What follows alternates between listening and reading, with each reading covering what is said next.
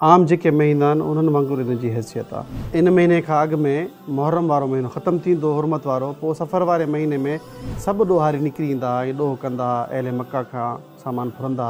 इहो इस्लामी अक़ीदे जे ई ख़िलाफ़ु आहे त इंसान कंहिं वक़्त खे, कंहिं इंसान खे, कंहिं शइ खे, कंहिं जानवर खे मनु सम्झे। सफ़र जे महीने खे दौरे जाहिलियत में छा हैसियत हुई? सफ़र जे महीने खे अॼु जे दौर में बि मनहूस छो सम्झो वेंदो आहे? इस्लाम असांजी छा रहनुमाई थो करे? सफ़र जो महीनो उहे ई महीना जीअं इस्लाम जा ॿिया महीना आहिनि, मुहर्रम ऐं हुरमत वारा महीननि खां अलावा आम जेके महीना आहिनि उन्हनि वांगुरु इन जी हैसियत आहे। इन जे बारे में को ख़ासि वारिद कोन्हे को, बल्कि पुराणे ज़माने में बि दौर जाहिलियत में बि सफ़र सां ई जेको आहे नफ़रत कंदा हुया। जाहिल माण्हू, मुशरिकीन अरब, इहे छा कंदा हुया त सफ़र वारे महीने खे अॻिते पोइते कंदा हुआ। जॾहिं उन्हनि जो थोरो उन्हनि खे का हाजत हूंदी हुई त असांखे मुहर्रम वारे हुरमत वारे महीने में कुझु जंग करणी आहे, को ग़लति कमु करिणो आहे, त उहो छा कंदा हुआ, मुहर्रम जे महीने खे सफ़र जे महीने वठी ईंदा, सफ़र जे महीने खे मुहर्रम में, यानी सफ़र जो महीनो उन्हनि खे तब्दीली जे लाइ, नालो मटाइण जे लाइ इस्तेमालु कंदा हुया। सफ़र जो हिकिड़ी ॿी जेका रिवायतूं अचनि थियूं उन्हनि में, इन महीने खां अॻु में मुहर्रम वारो महीनो ख़तमु थींदो, हुरमत वारो। पोइ सफ़र वारे महीने में सभु ॾोहारी निकिरी ईंदा ऐं ॾोह कंदा, अहले मक्का खां सामान फुरंदा।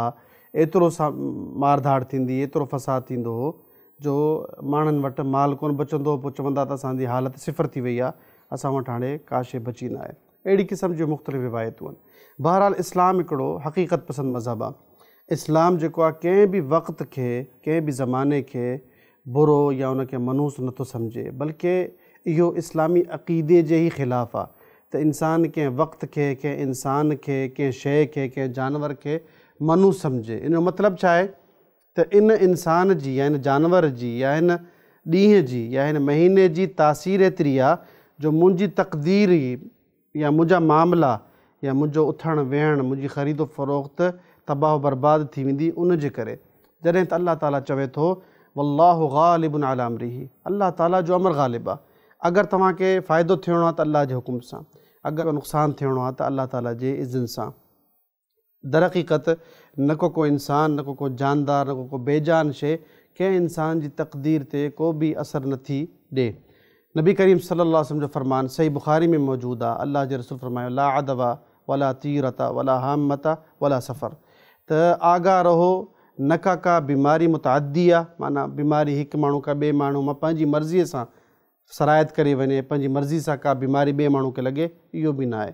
वला तीरता, न को परिंदो, को पखी इंसान जी तक़दीर जो हाल ॿुधाए सघे थो या तब्दील करे सघे थो। अॼु त सफ़र त छा, अॼु त माण्हू मिठो जेके तोता हूंदा आहिनि उन्हनि खां, कावनि खां, उल्लू जेको उनजो बि तज़किरो आहे इन हदीस में, त उन्हनि खां पंहिंजी तक़दीर में तासीर सम्झंदा आहिनि। अल्लाह जे रसूल सल्लल्लाहु अलैहि वसल्लम फ़रमाइनि त ला तीरता, को अहिड़ो पखी न आहे जेको तव्हांजी ज़िंदगी या तव्हांजी मौत या तव्हांजी तक़दीरी मामलनि में को एडिशन करे सघे या कुझु नुक़सानु करे सघे। वरी फ़रमायूं वला हामता, त न को उल्लू जी का हैसियत आहे। उल्लू बि हिकिड़ो आम पखी आहे, उनजी का ज़िंदगी जो, को ॻाल्हाइण जो, को मौजूदु हुजण जो इंसानी ज़िंदगी ते या इंसानी ज़िंदगी जे कंहिं नंढे खां नंढे मामले में बि को तासीर आहे। हता की हिकिड़ो साहबी वञे पियो, उनजे साम्हूं उल्लू ॻाल्हायो त ॿिए साहबी रद्द कंदे चयो त किथे माण्हू ईअं न सम्झनि त हिन ॻाल्हायो त हाणे असां नुक़सानु थियो।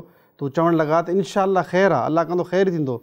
उन साहबी चयो त तव्हां जेको जुमिलो चयो इहो बि ग़लति आहे, माना जॾहिं शर न आहे त ख़ैर बि न आहे। न को कंहिं पखी जे मौजूदु हुजण सां को शर थिए थो, न को ख़ैरु अचे थी। इंसानी ज़िंदगी ते इन्हनि जी का तासीर न आहे। पोइ फ़रमायो नबी करीम सल्लल्लाहु अलैहि वसल्लम फ़रमायो वला सफ़रा, ऐं न को सफ़र जो महीनो को मनहूस आहे। असांजे दौर में बि इहे बिदआत ख़िराफ़ात मौजूदु आहिनि। माण्हू मुख़्तलिफ़ क़िस्म जूं रिवायतूं ठाहियूं आहिनि, सभ जूं सभु मन घड़त, सभ जूं सभु मौज़ू रिवायतूं आहिनि जंहिंजी इस्लाम में का हक़ीक़त न आहे। तव्हां अंदाज़ो लॻायो छा नबी करीम सल्लल्लाहु अलैहि वसल्लम खां वधीक केरु असांजो ख़ैरख़्वाह आहे, केरु वधीक सचो आहे? उहो चवनि था त इन्हनि शयुनि जी का इंसानी ज़िंदगी ते न को बरकत जे एतबार सां, न को नहूसत जे एतबार सां त इहे मनहूस आहिनि या इहे बदकिस्मती जा आगाज़ थियनि था। अहिड़ो कुझु ई कोन्हे। इंसान जी ज़िंदगी हिकिड़ी आम ज़िंदगी आहे, उन्हनि ते अल्लाह तबारक व ताला जे इज़न जो ऐं अल्लाह ताला जो अमर हलंदो आहे। बहरहाल इन्हनि ज़माननि जी इन्हनि ॾींहंनि जी का बि हैसियत या का नहूसत इंसान जी तक़दीर ते या इंसान जे मामलनि ते नथी अचे। अल्लाह ताला खां दुआ आहे अल्लाह ताला असां सभिनी खे पंहिंजा अक़ाइद बचाइण जी तौफ़ीक़ अता फ़रमाए। जज़ाकुमुल्लाह ख़ैर।